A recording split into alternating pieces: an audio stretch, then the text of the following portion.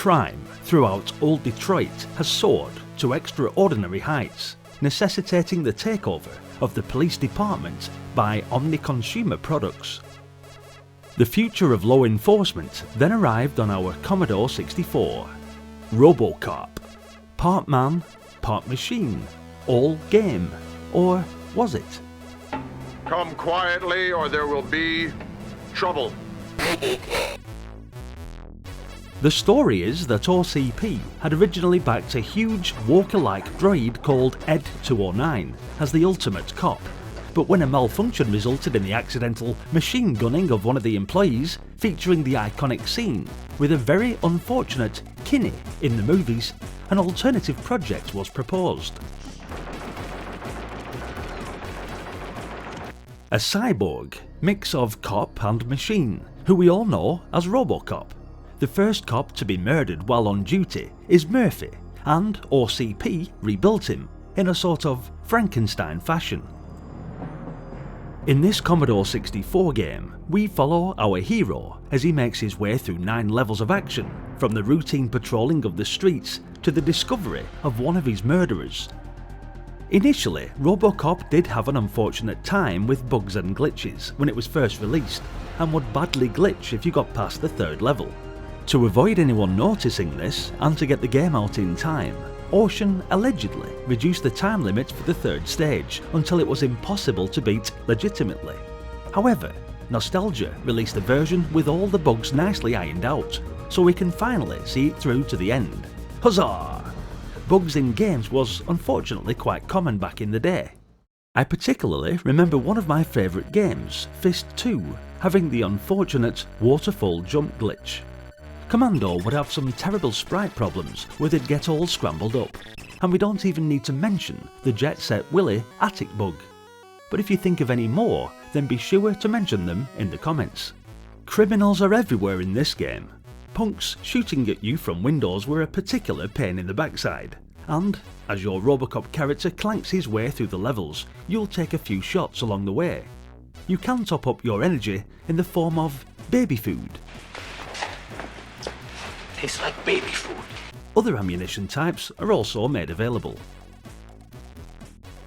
Once the street has been cleared, Robocop moves on to a first-person 3D combat scene where a criminal is holding a woman hostage.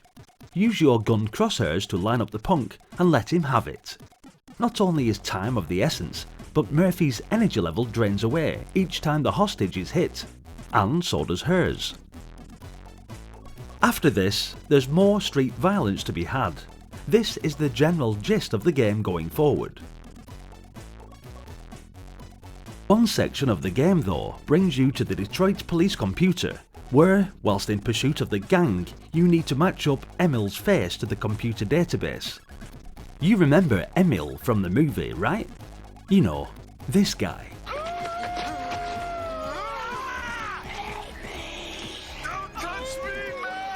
Great scene that, very memorable part of the original movie. Ugh. Anyway, whilst playing against the clock, you need to separate all of the minor differences out of the 2 images until you find a match, and based on the data gained by matching Emil's face, you can then move on to the drugs factory to arrest the gang.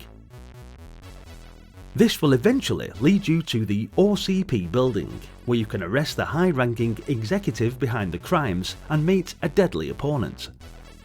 The final battle reverts to a 3D combat section, and this time Robocop faces the corrupt executive Dick Jones, who is holding the OCP president hostage. Bit harsh that the only name this fellow goes by in the movie is the Old Man. Anyway, once you've finished this little bit, that's it, you've completed the game. The right to remain silent. Anything you say can and will be used against you in a court of law. Robocop follows the movie plot pretty closely, recreating its key points, which is great to see in this game. I can't really knock Ocean though, as they usually did a good job capturing the atmosphere from licensed products, with games such as Platoon, Operation Wolf, Predator, but let's not talk about Cobra. I'll also mention that Robocop was one of the first games I truly got addicted to in the arcades. I suppose I should say to the guys at Data East, thank you for your kind operation.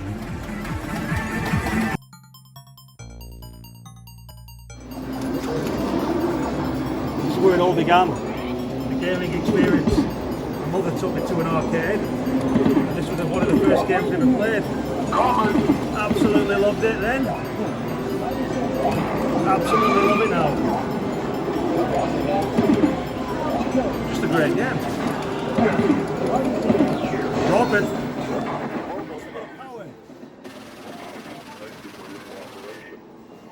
Thank you for your cooperation. I understand that the Commodore 64 version of this game might not have been everyone's favourite, and initially it is pretty hard to get into. It's definitely worth persevering with though if you're a fan of the movie, and hopefully, in some shape or form, this video brings back some nostalgic memories from the 80s. The music is the major redeeming quality of this game from the fantastic Jonathan Dunn, although the little theme that plays when you die sounds like it was ripped directly from the songbook of some of yesteryear's finest adult filmmakers. Oh la la! Just saying. No doubt there will be many Specky fans out there that tell us, this was miles better on the ZX Spectrum. was it? Let's have a look.